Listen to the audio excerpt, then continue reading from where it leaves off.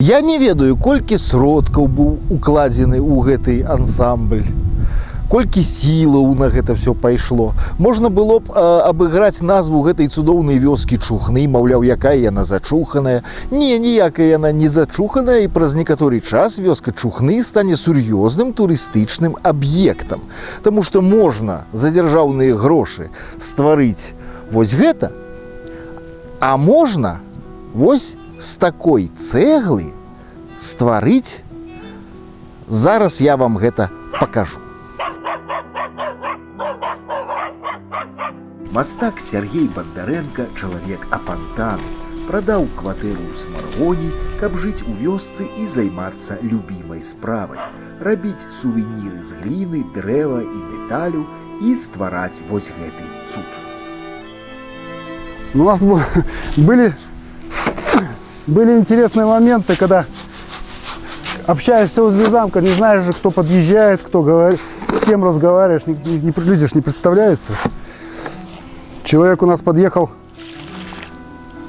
с такой компанией интересной, купили сувениров. Итак, мы там что-то подарили. Они так многозначительно подняли головы, посмотрели на руины замка и сказали: неподъемно. Мы сказали: спокойно, ребята, мы сейчас разбогатеем здесь, на этих маленьких безделушках, на сувенирах, и сделаем. Впоследствии оказалось, что мы разговаривали с губернатором. А он у нас купил талеры с погоней. Ну, можете представить, 3 года назад.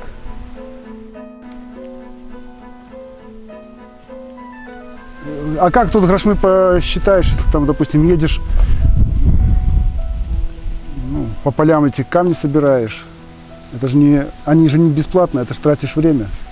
Песок, допустим, я знаю, сколько стоит. Там приехал на карьер, выписал, купил, а его разбросать там тоже время.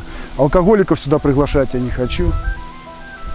Вот, волонтер было пару человек, там сестра приезжала, дочки помогают, жонка помогает. Ну вот, получается наш такой семейный бизнес. Но у меня же здесь же в проекте было заявлено, что вход бесплатный, не коммерческое будет. А как тут? Я же забор не поставлю, здесь 5 метров. Едешь по дороге, все видно. Мы ж хитрые, мы хотим заработать своим искусством. Привет. Что, пришел помогать? Давай.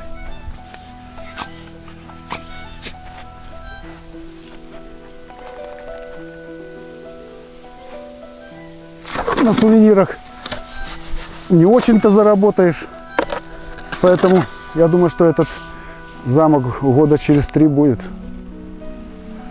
стоять. Ну, в смысле, я имею в виду не только стены. Мы здесь что наметили делать? Здесь будет немножко показан быт средневековья, не только там военного. Какие-то козы будут ходить, макеты домишек. Там кузня какая-то стоять, хлебопекарня.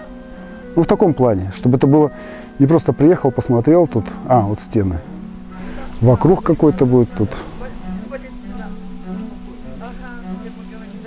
Нехта набывае себе замкі во Францыі, у Германіі, можна пазайздросціць гэтым багатым людзям.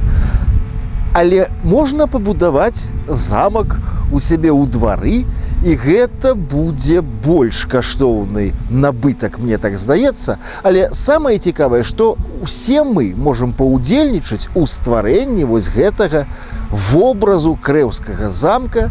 Я ўсіх заклікаю, калі будзеце ў Крэва, не забудьте набыць сувенір ад Сергея Бандарэнкі.